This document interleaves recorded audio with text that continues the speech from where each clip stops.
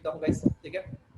क्या बोलेंगे इसको हम गाइस, समझो ना। चार्ज की अगर हम बात करें guys, these are the sections only required to be remember. Section 77 to 87 via 82, 77 to 87 via 82। एक ऊपर जाओ तो है गाइस, फिर आप भी मेरे साथ साथ बोलिए ना, एक ऊपर जाओ तो वहां पे क्या रहेगा, एक ऊपर जाओ तो 81, ठीक है। यहां से हम एक ऊपर गए, एक ऊपर जाओ तो 81 एंड दो ऊपर जाओ तो 85, ठीक है। और साथ में हमने क्या याद रखा, 14 का 8, क्या बोलेंगे इसको हम, 14 का 8, ठीक है। उसमें भी हमने क्या बोला, एक के सामने, ठीक है, फिर से एक के सामने क्या मिलेगा, कम ऑन फटाफट, एक के सामने 2 3 मिलेगा। यहाँ पे अगर आप CHG1 फाइल करते हो, अगर आप CHG1 फाइल करते हो तो यहाँ पे इसके सामने आपको क्या मिलता है, एक के सामने 2 3 मिलेगा, 4 के सामने 5 मिलेगा, ठीक है। सो इसको हम देखते हैं। CHG1 यहाँ पे आपको फाइल करना होता था 77, जो बात करता है गाइस किसके लिए, creation and modification of charge,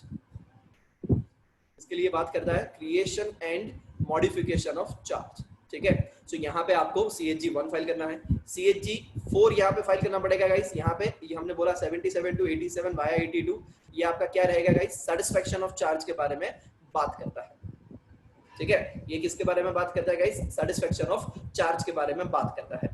यहाँ पे हमने दो चीजें बोली गाइस, यहाँ पे हमने दो चीजें बोली कि अगर आप बिफोर अमेंडमेंट फाइल करते हो तो क्या, and after amendment charge create किया है तो क्या, ठीक है। सो यहाँ पे एक बीच में रेखा आ गई थी 2 नवंबर 2018, ये हमारा अमेंडेड डेट है गाइस, अमेंडमेंट का डेट है। अगर इससे पहले फाइल किया है, मतलब बिफोर वाला, तो किस तरीके से ट्रीटमेंट होगा डेज का, एंड अगर उसके बाद किया है आफ्टर वाला तो किस तरीके से ट्रीटमेंट होगा। बिफोर वाला हमको पता चल गया गाइस, फटाफट चलो कम ऑन गाइस, 30 डेज के अंदर अंदर आपको फाइल करना है। अगर आपने चार्ज क्रिएट किया है बिफोर 2 सितंबर 2018, ठीक है। सो यहाँ पे आपको 30 डेज के अंदर करना पड़ेगा। अगर आप 30 डेज के अंदर नहीं करते हो तो आपके पास 270 डेज और है, ठीक है।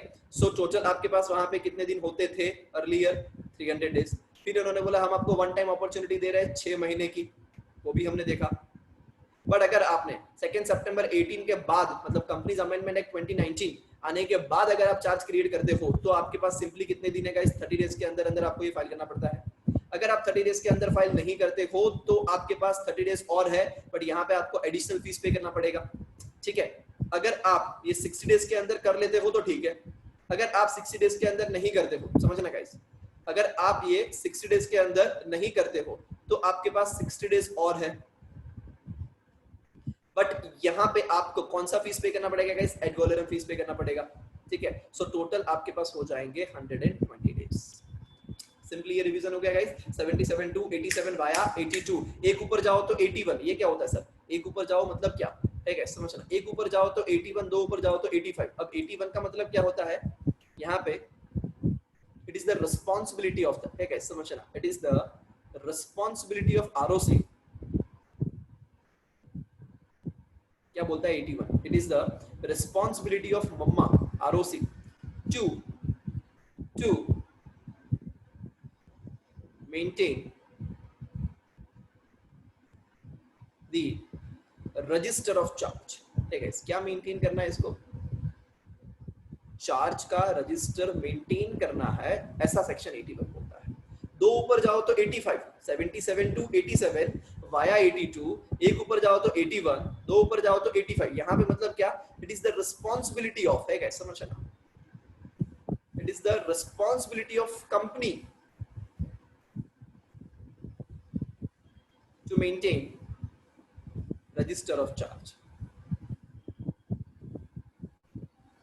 देखो ना कितना इजीली हम इसको याद रखेंगे गाइस, सारे सेक्शंस आपके फिंगर टिप्स पे रहेंगे, सारे सेक्शंस आपके फिंगर टिप्स पे रहेंगे। 77 टू 87 वाया 82, एक ऊपर जाओ तो 81, दो ऊपर जाओ तो 85, ठीक है। 77 किसके लिए था, creation as well as modification of charge के लिए। CHG1 फाइल करते थे, CHG9 आता था डिबेंचर के लिए, अदर देन डिबेंचर के लिए, वो हमने अर्लियर डिस्कस कर लिया, ठीक है गाइस। 82 क्या था, तो वो सेटिस्फेक्शन के लिए बात करता है, हमने बोला 14 का 8, क्या बोला था हमने गाइस, 14 का 8। तो यहाँ पे अगर आप ये सेटिस्फेक्शन ऑफ चार्ज करते हो तो you have to file form CHG4, है क्या, समझो ना। यहाँ पे आपको कौन सा फॉर्म फाइल करना पड़ेगा, CHG4 फाइल करना पड़ेगा, ठीक है। सो वो भी हमने डिस्कस किया गाइस अर्लियर। CHG4 आपको जो फाइल करना है वो 30 डेज के अंदर अंदर करना है। एंड अगर आप 30 डेज के अंदर नहीं करते हो तो आपके पास कितने दिन यहाँ पे आ जाएंगे, तो आपके पास 270 डेज और है।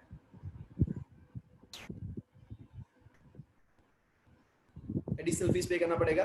टोटल आपके पास 300 दिन है to inform to ROC that your charge has been satisfied. ठीक है यहाँ पे।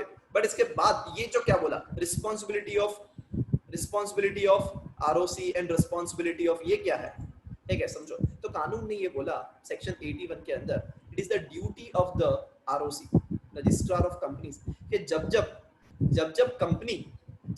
कंपनी क्रिएशन या मॉडिफिकेशन के लिए CHG 1 फाइल करती है, जब कंपनी क्रिएशन या मॉडिफिकेशन के लिए CHG 1 फाइल करती है, तब क्या करना पड़ेगा, it is the duty of the ROC कि जो ऑनलाइन एक रजिस्टर मेंटेन कर रही है उसके अंदर ये सारी पर्टिकुलर्स डाल देनी पड़ेगी, समझना। एंड आरओसी अपना काम बड़ी शिद्दत से करती है गाइस, समझना, because there is a portal on the MCA website regarding the charge. ठीक है, MCA पोर्टल के ऊपर ही एक वहां पे ऑप्शन आता है जहां पे आप हर एक कंपनी का चार्ज देख सकते हो। कैसे सर, क्यों देख सकते हैं हम वहां पे? यस गाइस, किसी भी कंपनी ने किसी भी लोन किसी भी बैंक से या फाइनेंशियल इंस्टीट्यूशन से कोई सा भी लोन ले रखा है तो डेफिनेटली आप उसको क्या कर सकते हो, वॉच कर सकते हो, आप उसको देख सकते हो। ठीक है, मैं आज आपको दिखाऊंगा भी सही कि वो कहां से अपन देख सकते हैं। तो यहाँ पे, और वो क्यों देख सकते हैं, बिकॉज आरओसी उसको ऑनलाइन मेंटेन कर रहा है। अब जैसे ही CHG 1 फाइल करते हो, अब जैसे ही CHG 4 फाइल करते हो, तो वहां पे आरओसी ऑनलाइन पोर्टल के ऊपर उसको रजिस्टर कर देता है एंड वो आम जनता उसको देख सकती है। Same goes to here guys, यहाँ पे कंपनी को भी क्या करना पड़ेगा, तो कानून ने बोला यस आपको, it is a responsibility of the company कि आपको भी रजिस्टर्ड ऑफिस पे एक चार्ज वहां पे रजिस्टर उसका मेंटेन करना है। ठीक है, ये जो है गाइस वो CHG 7 फॉर्मेट के अंदर है।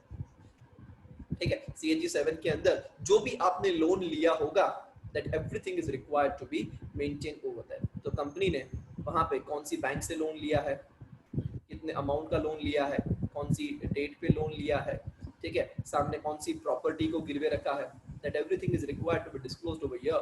एंड ये सारी चीजें आपको वहां पे एक रजिस्टर्स के अंदर लिख के रखनी है या टाइपराइट करके आप लिखो, whatever the way you want to like. ठीक है, एंड देन आपको ये पूरा जो रजिस्टर है गाइस CHG 7, ये आपको कंपनी की जो रजिस्टर्ड ऑफिस है, ये रजिस्टर्ड ऑफिस पे आपको मेंटेन करना है।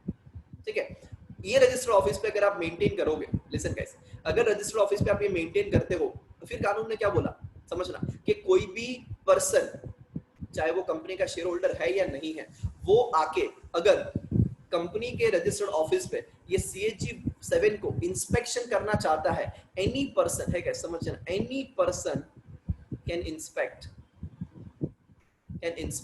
From CHG 7। so that क्या होगा, if